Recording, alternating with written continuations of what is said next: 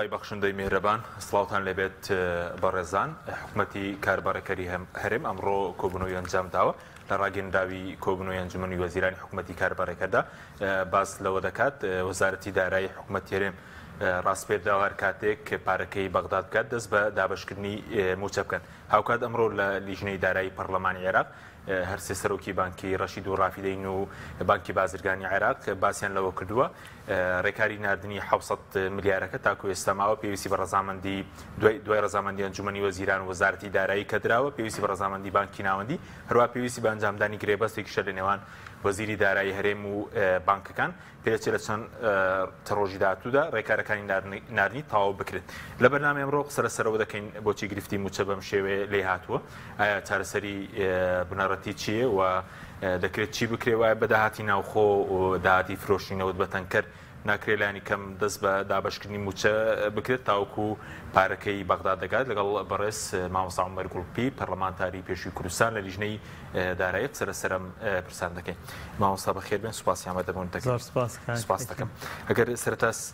سەرنجی بەڕێز بزانم لەسەر ئەو ڕاگەنداوی ئەمڕۆی کۆبوونەوەی ئەنجومەنی وەزیرانی حکوومەتی کاربارەکەری هەرێم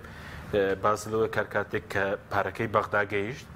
دەست بە دابشکردنی موچە دەکەن بەناوی خۆی بەخشندەی مێرەبان زۆر سپاس کاک حەکیم سڵاو لە بینەرانی بەڕێزیش طبعاً بەڕاستی ئەگەر وەکو حکوومەتێک بۆ هەرێمی کوردستان و بۆ خەڵکی کوردستان تەماشایکەی جێگەی بەزەیە کە دەدانە ساڵ حسابیان بۆ بەغدانەیە کرد و دەدانە ساڵ سربەخۆ نەوتیانە فرۆشت تەنانەت بە خەڵکی کوردستانیشان ناوت ئەم نەوتە چەنە بۆ کوێ چێ داهاتەکەی چەنە و تێچۆکەی چەنە و کێ ئیسفادەی لێکە و ئەم گرێبەستە لەگەڵ تورکیا چییە و ئەوانە ئێستا هاتوونەتە سەرەوەی بەداخەوە وەکو من لە هۆڵی پەرلەمان ناوتم بەڕاستی ئەگەر وەزارەتی دارایی ئاگاداری داهات نەبێ و ئاگاداری نەوت نەبێ و ئاگاداری دەسەڵاتی بەسەر موئەسسات نەشکێ دەسەڵاتی بەسەر خاڵە سنووریەکان و گومرگەکانان نەشکێ ناوی بنێن دایرەیەکی دابەشکردنی موچە و هیچی کە ئێستا خەریکە حکوومەتەکە شوای لێ هاتووە کە هەموو ئەرک و پلانە استراتیجی و ئابووری و داراییەکەی و ئیدارەدانی کوردستان و ئەم هەموو تەحەدیات و کێشانە هاتوۆتە سەرەوەی کۆبوونەوە کابزانێ ئەو پارەی لە بەغداوەیە دابەشی کا نەیکا چۆن میکانیزمی دابشکردنی موچەی چی دابشکردنی موچە بەپێی یاسایە میکانیزمەکەی دیارە مانگێک تەواو بوو دوای مانگێک ئەبێ فەرمانگەکان ئەبێ وەزارەتەکان لیستی موچە بنێرنە گەنجینەکان لە بانکیشا قەرز ڕۆڵی حکوومەتی هەرێم چۆنە ڕۆڵێکی بچووکراوەی زۆر بچووک کە بەڕاستی یعنی شوورەیە بۆ خەڵکی کوردستانیش بەداخەوە کە خەڵکی کوردستان لەو عەزەمەت و گەورەیەی خۆیەوە کە ئێمە زانین لە قوربانیدانێکی زۆرەوە لە ڕاپەڕینەوە لە خوێنی شەهیدەکانەوە لە فرمێسکی دایکانەوە هاتە سەرەوەی کە یعنی کیانێکمان هەبێ هەرێمێکمان هەبێ لە چوارچەوەی دەستوری عێراقا ئەم عێراقی ئێستا هەیە نەبوو ئێمە هەبووین بەداخەوە ئەمانەی کە حکومڕانیان کرد هێواش لە بریەوەی بیریان لای بەهێزکردنی حکوومەتەکە بێ کیانەکە بێ دامەزراوەکانی بێ پەرلەمانەکەی بێ موئەسساتی بێ دادگاکانی بێ بە پێچەوانەوە بیریان لای بەهێزکردنی خۆیان و بنەماڵەکانیان کردەوە ئێستا ئەوان دەوڵەمەند خەڵک فەقیر قاسەی ئەوان پڕ قاسەی حکوومەتەکان خاڵی کە ناتوانێت موچەش بدە کێ وای کرد هەرام حکوومەتەی کە ئێستا ئەمڕۆ کۆبۆتەوە و ئەڵێ ئەگەر پارەکەی بەغدا بگادە طبعاً کاک حەکیم بەداخەوە یعنی هیچ عیبێکی تۆکو هاوڵاتی چاوەڕێ بکەن بەڵە بەدڵنیایەوە بەس بەقەت من و تۆ ئاگیان لێ بەداخەوە طبعاً کاک حەکیم شتێکی زۆر ئاساییە کە ئێستا هەرێمی کوردستان بودجێی خۆی لە بەغدا وەرگێ ئەمە نە کەمیە نە شوورەیە نە عیبەیە و نە ئیمتیازێکی شە تەنانەت بە خەڵکی کوردستان بدرێ ئەمە مافی خەڵکی کوردستانە وە لە بەغدایە و نوێنەری ڕاستەقینەی کورد و کوردستان و حکوومەتی هەرێم ئەو کەسەیەکە زۆر مکوڕە زۆر سوورە زۆر پێداگرە لە بەغدا ئەمێنێتەوە شەو ڕۆژە خاتە سەر یەک بۆی موچە و بودجەی خەڵکی کوردستان بپسڕێت بەڵام بەداخەوە ئەم دەسەڵاتە ئەم حکوومەتە ماوە بەسەر چووە ئیکسپایرە کە هەرێمی لاواز کرد زۆر لوت بەرزانە مامەڵەیەکە وەگەوەی بەغدا پێویستی بەمان بێ وەکەوەی میلەتەکەیان تێر و پڕ بێ کاکەوە ئێمە ڕۆشتین و ئیتر تەواو و ئەو ئێمە هەموو شتێکمان جێبەجێ کردو ئیتر سەرەی بەغدایە بمانکە بە ژێر دۆلارەوە شتی وانە سەرۆکی حکوومەت و جێگری سەرۆکی حکوومەت ئەگەر وەکو فەرمانبەرێک لە تاپۆ وەکو مامۆستایەک لە ئامادەیە کا دەرسەڵێتەوە بێموچە بوونایە و دۆخی داراییان خراپ بووایە و نەیانتوانیە وەڵامی پێداویستەکانی ماڵ و مناڵەکەی خۆیان بدەنەوە پارەی سەفەر و گەشت و سیارە و ئۆتۆمبیل و بنزین و ڤێلا و حرەس و حیمایان نەبووایە ئەچوونە بەغانەیە هاتنەوە تاوەکو بجە و موچەی خەڵکی کوردستان حەلکەن ئەسڵم بۆیەنەوە هەرێمی کوردستان بابچن لە بەغەدا دانیشن شەو ڕۆژ خەریک بن یعنی ئەبێ 100 کاو پاڕانەوە بکەن تاوەکو وەفدێگەچێتە بەغدا و فەڕەیەک لێدا و وەگەوەی کە بۆ ماچموز ڕۆشت بن و بێنەوە کاکە مافی خەڵکی کوردستان ئەوە بەدەست نای بەڵێ پێویستە لەوێ بمێنەوە کردووە کە پێویستی بەگرێ بەس بێ وەزیری دارایی هەرێم گرێ بەس لەگەڵ ئەو بانکانە بکە بۆ نردنی قەرزەکە نابێ پەلەی لێ بکرێت دۆخی مۆچەخۆران خراپ ئەمڕۆ سەرۆکی سێ بانکەکە لە پەرلەمانی عێراق باسییان لەو کردبوو کە وەزیری دارایی دەبێ بەستێکیان لەگەڵ بکە کاک حەکیم هۆکارەکەی چییە بەغدا بەم جۆرە مامەڵە لەگەڵ ئێستەی لایەنەکانی دەسەڵات و ئەوانەی نوێنەرایەتی حکوومەتی ماوە بەسەرچووەکەن لە بەغدا بەم جۆرە مامەڵەکەن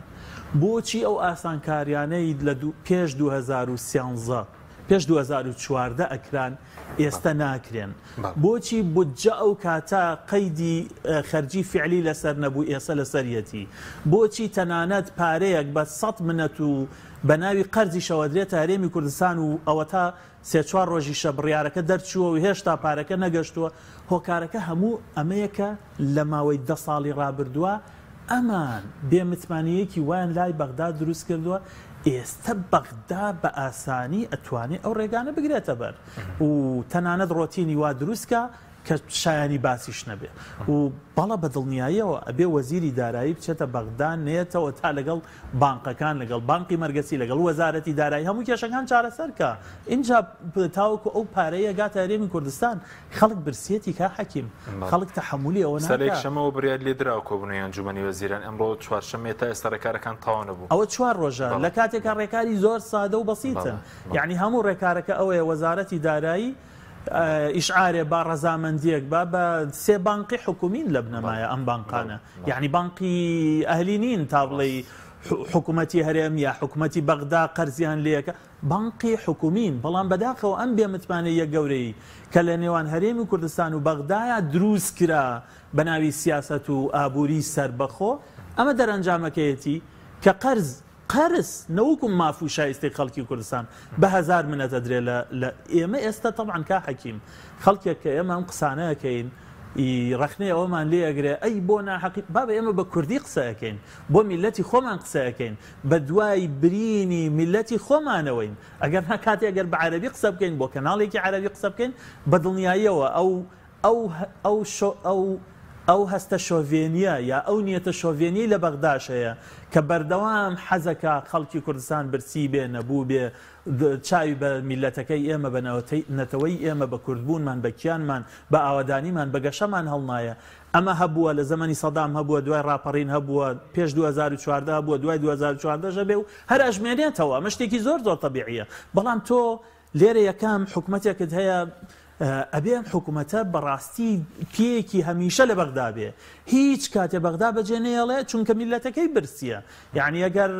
ئێمە میلەتێکی تێر و پڕ بووی نایە بودجەمان مسۆگەر بووە لانی کەم ئەم ئابووریە سربەخۆی کە بووە هۆی ماڵوێرانی خەڵکی کوردستان ئێستا چەند ملیارد دۆلارێکی لەناو بانقەکانی کوردستانە هەبووایە زۆر پێویست نەبوو لە بۆ جۆرە یعنی مامەڵە لەگەڵ بەغدا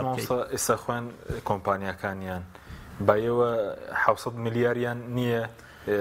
لەوان قەرز بکەن نەوەکو بڕۆن بۆ بەغدا و تاوەکو پارەکە بڵین دابشکەن بۆ موچە ئەمە کرۆکی کێشەکەی لە کوردستانەکە ئەمە ڕێک ئەو کێشەیەکە خۆی لەوە ئەبینێتەوە کە موچە دابش نەکراوە لە ڕاستیە ئەسڵی کێشەکە لە کوردستانە نەعەدالەتیە جیاوازی ژیانە جیاوازی ئەو جیاوازیە کە لە نێوان خەڵک و دەسەڵاتە دروست بووە ئێستا بەرپرسانی هەردوو حیزبەکەی دەسەڵات هی خۆیان خانەوادەکانیان نزیکەکانیان مەسوولەکانیان گەورە بچووکیان وەکو خەڵکە ژین هەر لە ناو گەڕک و کۆڵانەکانی خەڵکە ئاژین کارەبای حکومیان هەیە و کارەبای مۆلیدەیان هەیە و جارجار کارەبانیە و 3-4 ڕۆژ جارێک ئاویان هەیە و سەفەر و سیاحەتیان وەکو خەڵکە یان نەخێر ئەوان چوونەتە شوێنێکی زۆر جیاواز ڤێلای زۆر عجیب و غەریبیان هەیە کا حەکیم ئەگەر بچی ئەو وەستانی کە ڤێلاکانیان بۆ دروستەکەشتی زۆر سەیرە پێڵێ باوەڕ بێ وەستایەک باسیەوەیە کرد کە لەگەڵ ڕێزمە بۆ بەڕێست و بێ بینەران پێداویستی حەمام و WC یەکێک لەو وێلانەی بەرپرسێکی زۆر گەورەش ناپچووکی ئەم وڵاتە بە $40,000 لە ئیسپانیا بۆی هاتووە. ئێکاکە خەڵک خانوویەکی دەست ناکەوێت بە $10,000 لە ناحەیەکە دروستیکە. ئەمان لەکوێیان بۆ ئەم هەموو پارەیە ئەم هەموو کۆمپانیا و گروپی کۆمپانیایە کە هەر کاتێ بیانەوێت دەستی پیاکەن زەمانێگە بووکە حەکیم ئێستا بۆ مامۆسامانی گرتووە چونکە ئەزانێ ناعەدالەتی هەیە چونکە ئەزانێ لە وڵاتە پارە هەیە چونکە ئەزانێ ئەو دوو حیزبەی بەناو کوردایەتیان کرد و یعنی حکومەتداری و دەوڵەتداریەکە نەخێر دزیەکەن لە میلەتەکە. ئێستا من و جەنابەت قسە ئەەکەین کە 3 مانگە موچە نەدراوە کە خەڵک یعنی بازار بە تەواوەتیپەکی کەوتووە چونکە کە موچە نادرێکە حەکیم تەنهاوەنی موچە نادرێت. بازار و ڕەوڕەوەی ئابووریش لە کوردستانە سیاسەتی هەڵەوای کرد کە پشت بە موچە ئەبەستێ. ئێستا کە من و جەنابەت قسە ئەەکەین مانگانە 100 ملیار دینار لە خاڵە گومرگیەکانەوە دزرێ لە ڕێگە کۆمپانیەکانی یەکێتی و پارتیەوە ڕاستە خۆیان نزیک یا ناڕاستە خۆکە کۆمپانیای ئەوانن. باشە دەسەڵاتدارێ ئەوەندە بێباک بێ ئەوەندە یاخی بێ لەو کاتەی میلەتەکەی برسیە هێشتا ئامادە نەبێ کۆمپانیەکانی بکشێنێتەوە و با تۆزێت پارەی زیاتر بچێتە گیرفانی ئەم میلەتەوە. ئەم دەسەڵاتە یاخیە وای کردووە خەڵک ناڕازیە خەڵک دەوام ناکە خەڵک مانەگرێ خەڵک بایکۆتەکە مامۆستا یعنی بایکۆتی وڵەکانەکە زەمانێک هەبوو کا حەکیم لە سەرەتای ڕاپەڕین کاتێت سەدام ئیدارەی کشاندەوە لە هەرێمی کوردستانە مامۆستا دروشتێکی زۆر گەورە و جوانیان بەرز کردەوە سەری بەرزمان بۆ موچەنەوی ناکەین. ئەم مامۆستا هەر ئەو مامۆستایەیە ئەم مامۆستا ئەگەر هەر ئەو مامۆستایە نەبێن نەوەی ئەو مامۆستایەیە بۆ ئێستا ئەم مامۆسایەمانەگرێ بۆ ئەم فەرمانبەرەمانەگرێ. ڕاستە ئەوەی کە سەرچاوی سەرەکی بژێویەکەی موچەیە بالفعل پارەی پێ نییە بێتە ناو فەرمانگەکەی بالفعل کێشەی گەورەی هەیە لە ژیانی ڕۆژانەیە لە پێداویستی خواردنیە لە بەنزینی سیارەکەیە لە هەرچی شتێکیە پێداویستی مناڵەکانیانە ئەوە زۆر ڕاستە. بەڵام باوەڕکە ئەگەر عەدالەت هەبوایە باوەڕکە ئەگەر ئەم زوڵم و ستەمەی کە ئێستا لە کوردستانە هەیە ئەم جیاوازی ژیانەی لە نێوان دەسەڵات و کاربەدەستانە هەیە لەگەڵ هاوڵاتی ئاساییە ئەگەر ئەوە نەبوایە دڵنیام لەوەی مامۆستا و فەرمانبەرمانی نەیەگرت ناڕازی نییە بوو چونکە یوت بارودۆخێکە هاتۆتە پێشەوە و بودجەمان لە بەغدا بڕاوە و ڕێگە نادەنەوتەکە بفرۆشین. بەس هەموو هاوڵاتێک لە کوردستانە ئەزانێ کە ئەمەی کە ئێستا هەیە بەرهەمی ناعەدالەتی و گەندەڵیە بەرهەمی زوڵم و ستەمە بۆیە خەڵک قبوڵی ناکات. مامۆستاوان کە ڕۆشتنە بەغدا هیچ دەستکەوتێک کەبوو چونکە باز لەوەکەیە کە بۆ 6 مانگ داوای 800 ملیاریان کردبێت ئێستا بۆ 3 مانگە و 700 ملیاریشە بەو بە قەرزیشە هیچ دەستکەوتێک هەبوو لەم کە ئێستا پارەکەش نەگەیشتووە ئەگەری سکاڵای لەسەر ڕێکارەکانی تەواو نەبووە. کاک حەکیم ئەمە شوورەییە هەرێمی کوردستان کەس خێری پێ ناکە تۆ بچی بە قەرزیش ڕازی بی و مەمنون بی و 100 جار یعنی سپاسی هەموو هەرچی بەرپرسی عێراقی سپاسی کەی لەبەرەوەی تۆ قەرزێکیان پیاوی بۆ میلەتەکەت هێنایە سەر ئەوە. بەغدا بۆچی تەنها لە کاتی بەهێزی بەغدایە تۆپ و تەیارە و ساروخی هەبێ بۆمان ئەی بۆچی لە کاتی خێر و بێرەکەیە ئێمە نەبینە شەریکی نەخێر بە پێی یاسای بودجەکە حەکیم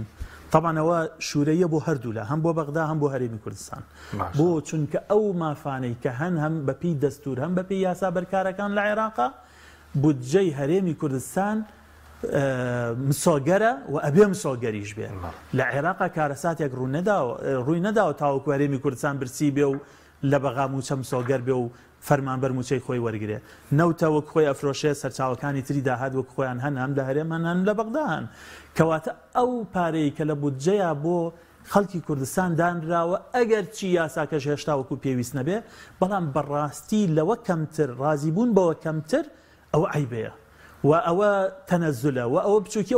و ئەوە خۆت زیینەوەی هەردوو لایە لە بەرپرسیارەتەکان باشە و کێشەیە چییە؟ کە خەڵکی کوردستان نایزانێ و بۆتەوەی ئەوەی بودجەی هەرێمی کوردستان یاسای بودجە فعلیان لێکراوە کێشەکە دووشتە یەک خەرجی فعلی لە سەردەمی وەزیرێکی دارایی ئەمانە ئەو بابەتی خەرجی فعلیە هێن طبعا بەشێکی بەهۆی نەزانیەوەی بەڕاستی نەزانی ئەوانەی ئێستا مفاوەزاتەکەن لە بەغدا و نەزانی ئەوانەی پێشوو کە نوێنەرایەتی کوردیان کردووە لە بەغدا بابەتی خەرجی فعلی لە سەردەمی وەزیرەکەی پارتیە کە وەزیری دارایی بوو هاتوۆتە ناو بودجەوە یاسای بودجەوە یەک بابەتی خەرجی فعلیە کە ئەمە زۆر بەباشی ئەتوانرێت موچەی خەڵکی کوردستان جیا بکرێتەوە لە خەرجی فعلی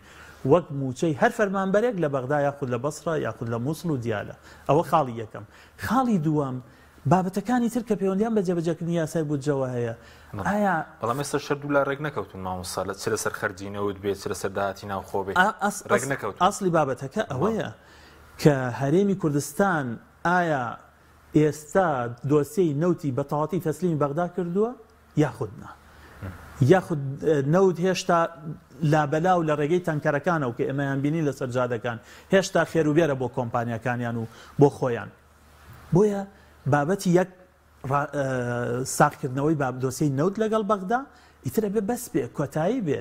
نەوت کاتێک باشە خێروخۆشی بێ بۆ خەڵکی کوردستان کا حەکیم ئەوە دەدانە ساڵە نەوت شەڕ و ئاشوب و برسێتی و قاتوقڕیە بۆ خەڵکی کوردستان ئێدەبا لەمەوە دوا خێروبێر بێ بۆ خەڵکی کوردستان لانی کەم نەوتەکە بدەرە بەغدا دۆسیەکە بە تەواوی تەسلیم کە لە ڕێگەی تەنکەرەوە مەیفرۆشە و ئەم بیانوێی بەغدا هەیەتی بیبڕە. ئەوە خاڵی یەکەمە. خاڵی دووەم بابەتی وردبینی لە داتاکانی هەرێمی کوردستانە. ئێمە هەمومان نەزانین لە هەرێمی کوردستانە بندیوارێکی زۆر هەیە خەڵکی ناشایستە زۆر هەیە و ئەگەر نییە ئەگەر گریمان نییە چیتیایە من و تۆ ناومان لە دیوانی چاودێری دارایی عێراق هەبێ کە ئێمە لەکوێ داوامەکەی موچەکەمان چەندە چیتیایە هیچ چیتیانە. طبعاً هەرێمی کوردستانی توانی ئەمە نەکە چ کاتێک سیاسەتێکی ڕاستی پێڕەوکردایە لەگەڵ خەڵکی وڵاتەکەی خۆی کا حەکیم کە تۆ خراپ مامەڵەت کرد کە تۆ ئیدارەی گەندەڵیتدا کە تۆ ئاگاد لە میلەت نەبوو کە تۆ شەفاف نەبووی کە تۆ احترامی موەساتێ نەگرت هێندە لاوازەبی بەغدا مەرجی تازەش لەسەرە سەپێنەیە خۆ ئەمە کێشەکەیە. تۆ لە بنەمایە حکوومەتەکە مقەسرە بەرامبەر خەڵکی کوردستان کا حەکیم. من ئێمە چەند ساڵە پەرلەمانمان هەیە 9 ساڵە یاسای بودجە نهاتۆتە پەرلەمان ئەو بەغدا بوو خەڵکە شۆڤێنیەکان بوو یاخود نەخێر کوردە بەناو کوردپەروەرەکە بوو یاسای بودجەی نێناردە پەرلەمان. ئێستاش پەرلەمانی کوردستان نەیزانی داهاتی هەرێمی کوردستان چەنە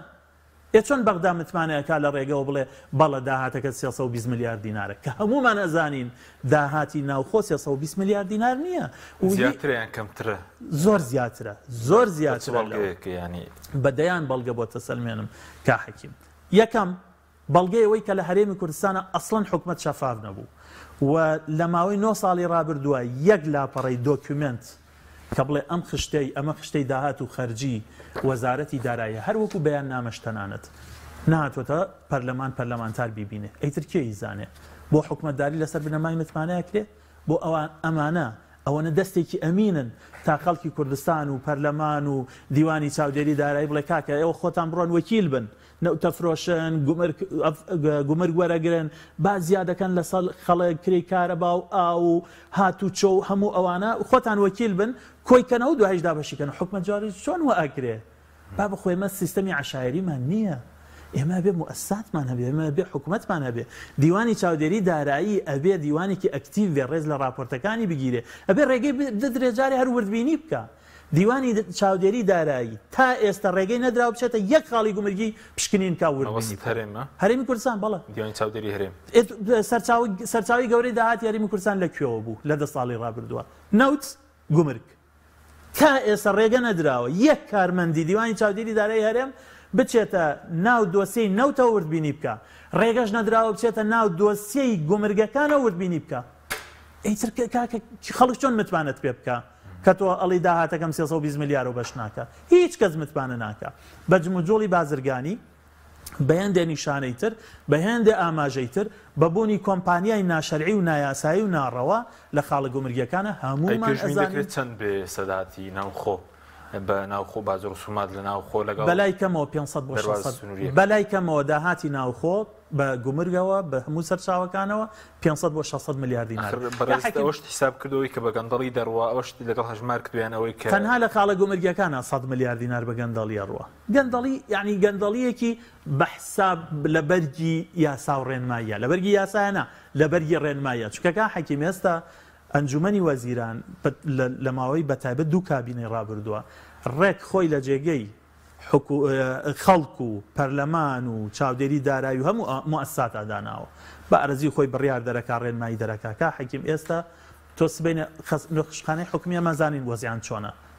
لاولێر چۆنە سلێمانی چۆنە دۆک چۆنە زین چەند خراپە خزمەت گوزاریان لە 100 هاتووەتە دواوە خەڵک ناچارە بچێتە نەخۆشخانەیەکی ئەهلی بچۆرە نەخۆشخانەیەکی ئەهلی لە وەسڵەکە لە کۆتاییە لە 105 و باجی ڕاستە و خۆیان لەسەر داناوی کە لە گیرفانی نەخۆش دەرەچێت کە هیچ یاسایەکی نییە تخوا لە دنیا بووە حکوومەت لەبری پەرلەمان و لەبری خەڵک و لەبری یاسا و لەبری هەموو شتێک بێت خۆی بە یەک بڕیاری ئەنجومەنی وەزیران باج بخاتە سەر کێ سەر نەخۆشی دامای و قڕ بەسەر خۆزگە ئێستا من وەسڵێکم لابوو بمێنای لەگەڵ خۆما بەڵام جێبەجێ کرێ ئەمە بێجگە لەو باجەی کە لە قازانج ئەمەیان بەپی یاسا حەقێتی وەریگرێ لە عیادەی وەرگێ لە بنکەیەکی با بڵێن هەرچی شتێک ئەهلی بوو لە بواری تەندروستیە حەقی خۆیەتی ساڵانە فەرمانگەی باج بێت تەماشا کابزانێت چەند قازانجی کردووە ڕێژێک لە قازانجەکەی بە باج وەرگێ بەڵام هاتوون لەسەر وەسڵی نەخۆشیش باج وەرەگرن ڕۆژانە ئەمەیان باجی ڕاستەوخۆی فرۆشتنیان ناو لێناوە کەشتیوانیە لە یاسایە باج بە یاسا سەپێنرێکە حەکیم باشە ئەنجومەنێکی وەزیران بۆ جۆرە تەسەڕوفکە لەگەڵ یاساکانە لەگەڵ موەسساتە لەگەڵ دامەزراوە لەگەڵ خەڵکی وڵاتەکەی خۆیە خەڵک چۆن متمانەی پێکە خەڵک متمانەی پێ بە باجەکانی شتوکێستا کێشە هەیە لە سەر جێبەجێکی یاسا ئیداری مالی بەغدا دەڵێ لە سەداسی سنوورەکان داهاتەکە بۆ خۆمە لەگەڵ نیوەی باج و ڕسوماتی ناوخۆی فەرمانەکانی هەرێم دەی پێدا چونەوە بکرێ خۆمادەم داهاتەکەر بۆ بەغدا دەڕواگەر ساڵی داهاتوش ڕێکەوتن بکرێ خۆ دەبێ یاسای بۆ جار جێبەجێ بکرێ ئەنێ و بارگرانی لەسەر خەڵک کەم بکەنەوە من ئەڵێم بەداخەوە کە ئەبێ فشارێک لە دەرەوە هەبێت تاوکو لە ناوخۆ خۆمان چاکەین کە ئەبێ ئەمریکا هەڕەشە بکە بڵێ من هاوکاریەکەت بۆ هێزی پێشمەرگە بۆ نانێرم ئەبێ هێزەکانت یەکخەیتەوە کە ئەبێ لە دەرەوە تەحەدیەک هەبێ تاوکو خۆت ڕێکخەیتەوە کە ئەبێ لە دەرەوە هەڕەشەت لێ بکەن تاوکو بەیەکەوە لە حکوومەتی هەرێمی کوردستان لە ئەنجومەنی وەزیرانە بەیەکەوە کۆبیتەوە بەداخەوە ئەبوو ئەنجومەنی وەزیران بەبێ یاسا دەست بۆ زیادکردنی ڕسومات و باج نەبە سەرنجامەکەش ئێستا ئەوەیە کە ئەگەر بەپێی یاسای ئیدارەی مالی پابند بێ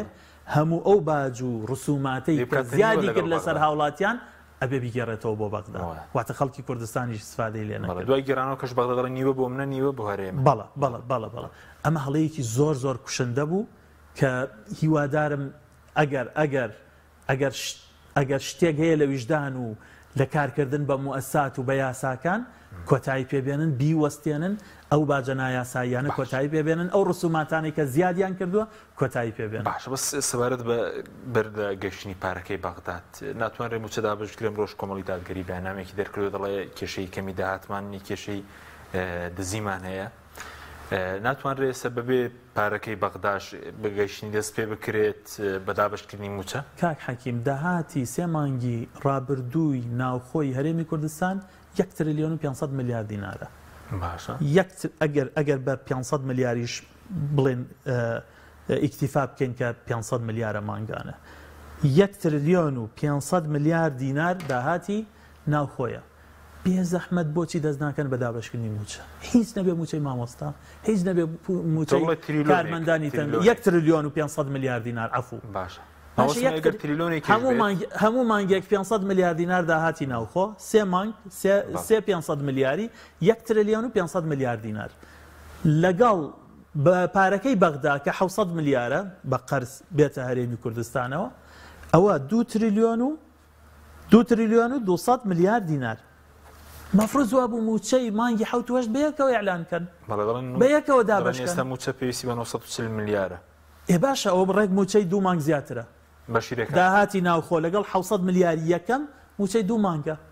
یعنی پیان کفرە ئەوان یعنی موظف فەرمانبەر 320 میلیارد 300 میلیارد حساب دەکەن لە داهاتی ناوخۆ ڕاست نییە دەڵێن خەرجیشمان خەرجی دامودەستگاکانی حکومەت 100 میلیارە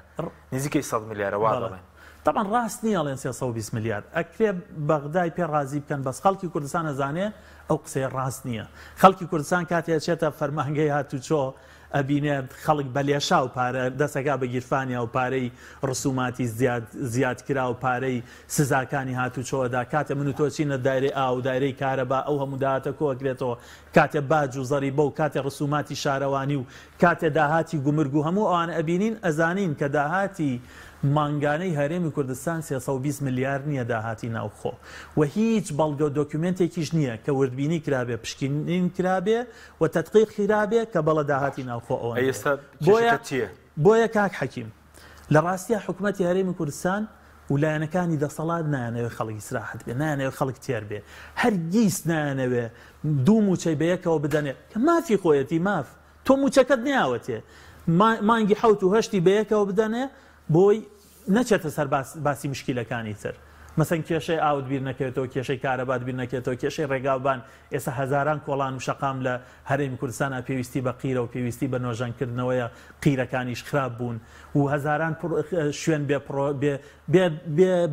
بێمەکتەبن یعنی بەدەیان و سەدان خوێندنگەمان هەیە سێ دەوامی تایە سێ دەوام کا حەکیم یعنی تەلەبە و مامۆستا هەرفیاکەون بچنە قوتابخانەکە و بێنەوە یعنی بۆی خەڵک بیر لەوە نەکاتەوە داوای ترکە مەسەرەن مامۆستای وانە بێژت هەیە بێ چارە نووسیان دیار بێ مەسان گرێبەستت هەیە 15 دانە ساڵە گرێبەستە بۆ ئەوەی خەڵک فریا نەکەوێ بیر لە شتی تر بکاتەوە هەر مژدەی ئەوەی پێ بە ئەنجومەنی وەزیران کۆ بێتە وەڵا ئەو مانگەوا موچەمان خەرج کرد موچە بوو بە چی باشە بەس ئێستا پارەی موچەیەکیان لەبەرە سەوەی بەغداش بەدڵنیاییەوە و داهاتی ناوخۆ لە هەرێمی کوردستانە زیاترە لە یەک موچە یەک مانگ کە ئێستا ئەتوانن خەرجی بکەن بۆ نایکەن خۆلانی کەم باشە گریمان قسەکەی خۆشیان بێکا حەکیم ناڵێن 320 میلیارد خۆ 600 میلیاری بێت چەندی بخەنە سەر ئەبێ هەر مانگێک 220 میلیاری بخەنە سەر وانە ئەی بۆ دەستیان نەکرد بە دابەشنی موچە هیچ نەبێت لە تەندروستیەوە دەست پێ بکەن هیچ نەبێت پەروەردەیان بدایە با خوێندنگەکان بچنەوە سەردەوامی خۆیان بۆ دەست پێ ناکەن تاوەکو 600 میلیارەکەش لە بەغداوەیەت نایانەوێت داهاتی ناوخۆ پیشانی خەڵکی کوردستان بدەن نایانەوێت کەشف بێ نایانەوێت ئاشکرا ببێ بیانویستایە کاریان بە مؤسساتە کرد احترامی پەرلەمانەکەی خۆیان نەگرت تا ئەو کاتەی پەرلەمان هەبوو احترامی دیوانی چاودێری داراییان نەگرت یعنی ئێستا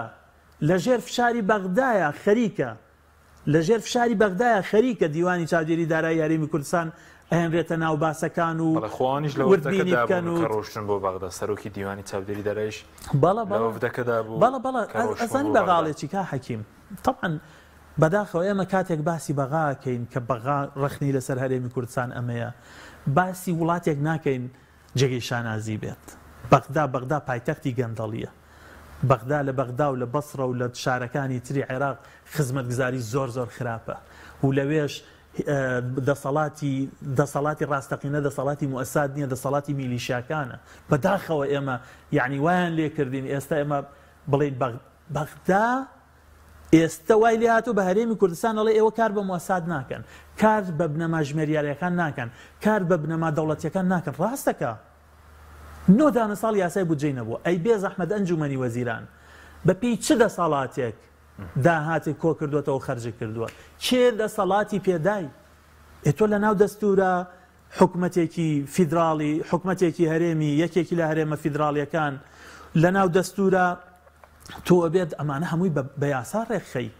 داهاتی نەوت بێ داهاتی گومرگ بێ باج بێ ڕسومات بێ ئەمانە هەر هەمووی تەخمین کەی ساڵانە و خەرجەکانیش دەنیشان کەی بیان نێریتە پەرلەمان ڕێگە بدا بە حکومەت 9 ساڵەوەیان نەکردووە ئێستا بەغدا ڕخنەی ئەویان لێگرێ بۆ نمونە هەزاران کەس کە دامەزراوە بە ناونیشانی جیاجیا بەتایبەت لە بواری سەربازیە کە ئەمە چانسی خەڵکی ئاسایشی بۆ نەبووە هیچی لە ناو یاسای بودجانیە ئەڵێ بێ زەحمەت کێ دەسەڵاتی پێدای ئەم هەموو خەڵکە زیادکەی بۆ موچەخۆر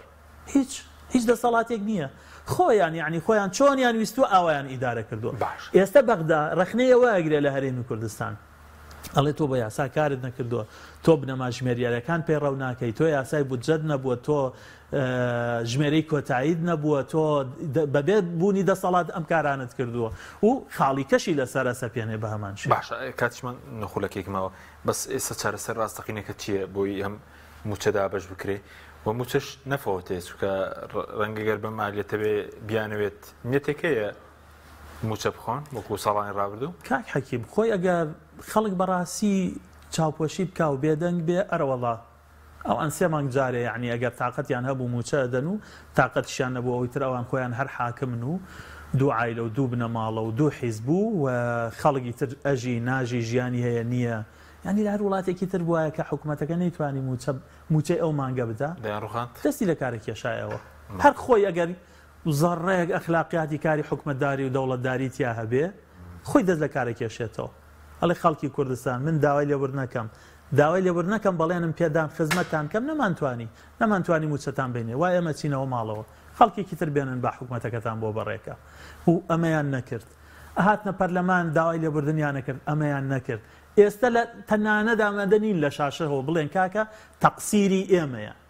ئێستا حالیان پاسایەکشیان بۆ دروست بووە هەر هەمووی ئەڵێن بەغایە هەمووی ئەڵێن خەتای بەغایە ئەو بەغا بودجەکە نانێت ئەی بێ زەحمەت لە 2015 دوو موچەت نەدا خەتای کێ بوو لە 2016 و 17 و 18 پاشەکەوتت کرد و لە ساسی موچە دەدا بە موچەخۆر خەتای کێ بوو ئەو کاتە خۆت نەوتە دەفرۆشت بێ زەحمەت لە 2020 چوار موچەت دابەش نەکرد خەتای کێ بوو ئەی بێ زەحمەت لە ساڵانی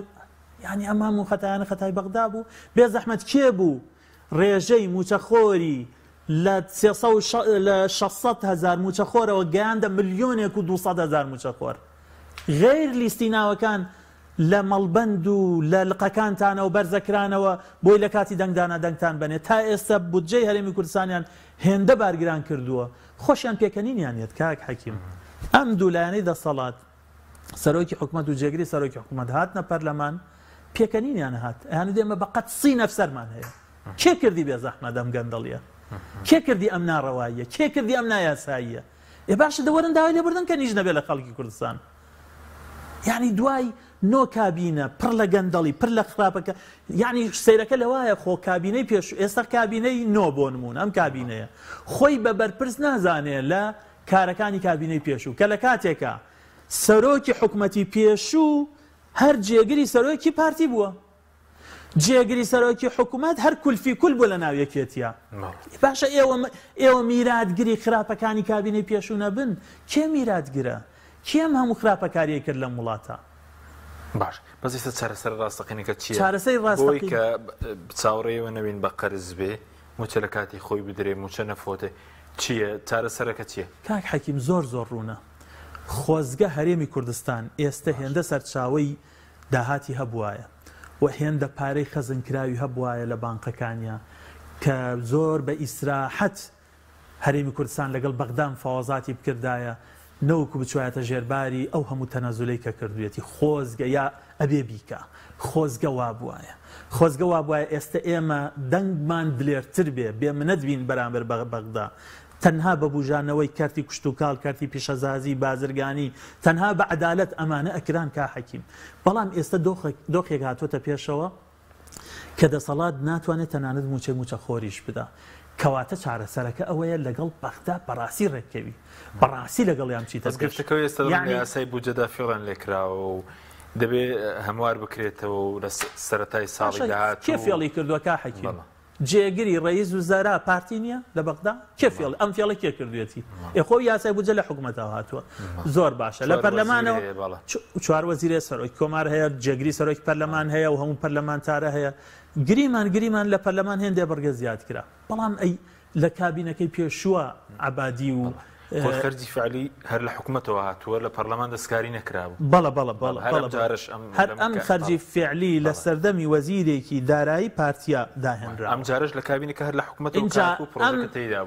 ئەم وەزارەتی دارایی ئێستا مسودەی یاساکەی حازر کردووە جێگری وەزیرەکە پارتیە باشە اینجا بێجگەلەوەی یەکێتیش بە هەمان شێوە بە وەزیر و بە سەرۆک کۆمار و بەوانە هەمووی بەشدارە خۆیان مقەسیرەکە خۆیانن چارەسەرەکە ئەوەیە کاک حەکیم ئێستا ئەوەی لە یاسای بودجە هاتووە بە وردەکاریەوە هەرێمی کوردستان سوور بێ لەسەر جێبەجێکردنی بۆ نمونە لەم قەرزەی کە نێرراوە دیوانی چاودێری دارایی بەغدا و هەرێمی کوردستان ڕاستپێراوە وردبینی لە لیستەکانی موچە بکە ئەوانەی کە ئەدرێنە بەغدا لە ماوەی مانگێکە باشە بە ئەمە زوو بکەن بە ئەمە هەم لیستەکان زوو ئاراستە بکرێن بۆ چونکە بەدیلی تر نییە کا حەکیم یعنی ئەمان لە هەرێمی کوردستانە چاوەڕێی چیەکەن ئەڵێن ئەگەر بەغدا لەگەڵمان ڕێک نەکەوێ بەدیل چییە چارەسەر چی ئەم میلەتە چۆنە ژێنن باشە اینجا بێجگەلەوەش کاک حەکیم خۆ ئەمە بەغداوە نییە بڵێن حەزمان لێ بوو بچین و حەزمان لێ نەبێ بچین بەغدا ئەرکێتی مافی خەڵکی کوردستان لەوەیە یعنی ئەم نەوتەی کە ئێستا هەیە بەشێکی ئێستا حالیەن دەرێنرێت بۆ بەغا بۆ ناوخۆ بەکارهێنرێ و لە زیاتریش ئێستا 800,000 320,000 کەش بچێ ئەمە نەوتی خەڵکی کوردستانە خەڵکی کوردستان مافی خۆیەتی پاشان ئێمە لە چوارچەوەی دەستورە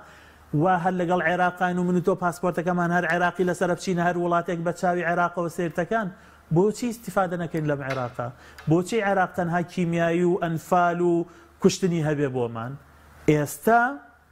یەک نوێنەرەکانی کورد لە بەغدا هەر هەمویان لەسەر کۆمارە بۆ ئەندام پەرلەمانێک دووەم ئەم حکوومەتە گەورە و بچووکیان بچنە بەغدا شەڕی مافەکانی خەڵکی کوردستان بکەن شەڕی ئەوە بکەن ئەوەی لە یاسای بودجا هەیە یەکەم دەربارەی بە دۆسیەی نەود یەکلا بکەنەوە چکە ڕوونە 400,000 بەرمیل تەسلیمی بەغدا بکرێ بەغدا هیچ پاسایەکەی نامێنێ لەگەڵ تێچووی گرێبەستەکە بەڵێ خەرجی گرێبەستەکان تیادیە تازە گرێبەستێک کراوە بەداخەوە گرێبەستێکی زۆر خراپ کراوە بەغدا ڕازی نیە سەما موسا دەڵێ بەغدا دەڵێ $6 دەین بۆ گواستنەوە بەرێنە هەرێم داوای $31 دەکەن قابلی چواری بۆ بەرەمێنە کا حەکیم حوتی بۆ گواستن کا حەکیم بەغدا بۆچی پێش 2015 ئەم بیانوانەی نەیەگرت تۆ دەدانە ساڵە پشتێک کردوتە بەغدا دەدانە ساڵە حسابی بۆ ناکەی دەدانە ساڵە بێمتمانەی دروست بووە یعنی ئەوانە هەمووی قابلی چارەسەرن یەکەم ئەو خەرجی فعلی قابلی چارەسەرە بەچی بەم فاوزاتی بەردەوام پشو درێژانە ماندوو نەبوون بێمنەت نەبوون و پێعیب نەبوون هەموو ئەوانە کاک حەکیم یعنی بەڕاستی هێندە تەسریح دەن یعنی زۆر لوت بەرزانە لەگەڵ بەغا مامەڵەکەن ڕاستە یعنی هەرێمی کوردستان حەقی خۆیەتی کیانی خۆی هەبێ حەقە دەوڵەت بێ حەقە ئابوووریەکی سەر بە خۆمان هەبێ حەقە خۆمان نەوتی خۆمان بفرۆشین و حەقە خۆمان سوود لە خێروبێری وڵاتی خۆمان وەرگرین و حەقە کەرکووک و ناوچە دامڕێناوەکانی تر و هەر هەموو خێروبێری کوردستان بگەڕێتەوە خەزیێنەی خەڵکی کوردستان بەس ئێستا ئەوەی واقعە ئەمەیە کە دەدانە ساڵی ڕابردوو ئەمان سیاسەتێکیان پەیڕەو کرد بێمتمانەیەکی گەورەی لەگەڵ بەغدا دروست کرد ئێستا بۆ قەرەبووی یەک ئەو بێمتمانەیە دووەم بۆ ڕزگارکردنی خەڵکی کوردستان لە برسێتی و لە نەهامەتی و لە خراپەکاری و لە وێرانبوونی زیاتر ئەبێ لەگەڵ بەغدایە هەوڵی ڕێکەوتن بدەین باش دو پرسیارم چاوەڕێ هەر وەکو بەرپرسانی حکوومەت دەڵێن چاوەڕێ بکەین تا پارەکەی بەغدا دەگەڵ اینجا موچە دابەش بکرێ ئێستا وایان لێ هاتووە ئێستا وایان لێ هاتووە کە بەبێ بەغدا ناتوانین هیچ شتێک لە حکوومەتی هەرێمی کوردستان ئیدارە بکەن یەکەواتە بۆ ئەعلای ناکەن بڵێن شکستمان هێناوە کا حەکیم شکست لەوە گەورەتر کاتێتی ئێستا شکست لەوە گەورەتر یعنی چاوەڕێی چیترەکەن ئەبێت چ شتێکی تر لە کوردستان بقەوت کا حەکیم بەمەرجێک سپاس بۆ خوا نەکارە ساتێکی سروشتی هەیە لە عێراق و هەرێمی کوردستان و نە مەسەلەن قەیرانێکی گەورەی دارایی و ئابووری هەیە نە نرخی مەسەلەن نەوت دابەزیوە لە بازاڕەکانی جیهانە باش ئەگەر لە بازاڕەکانی جیهانە نرخی نەوت دابەزێ عێراق ڕوبەڕووی ئەزمەیەکی گەورە بێتەوە ئەوسا خەڵک چۆن ئەژێنن حکوومەتی هەرێمی کوردستان و لایەنەکانی دەسەڵات چی بە خەڵکی کوردستان ئەڵێن چیمان پێڵێن پاشان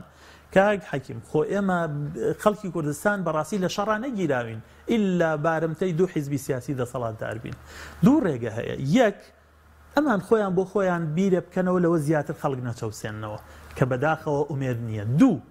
لە هەڵبژاردننی داهاتووە ئیتر خەڵک ئەمانە بۆ هەمیشەی دوورخاتەوە دڵنیا بەکە حەکیم ئەو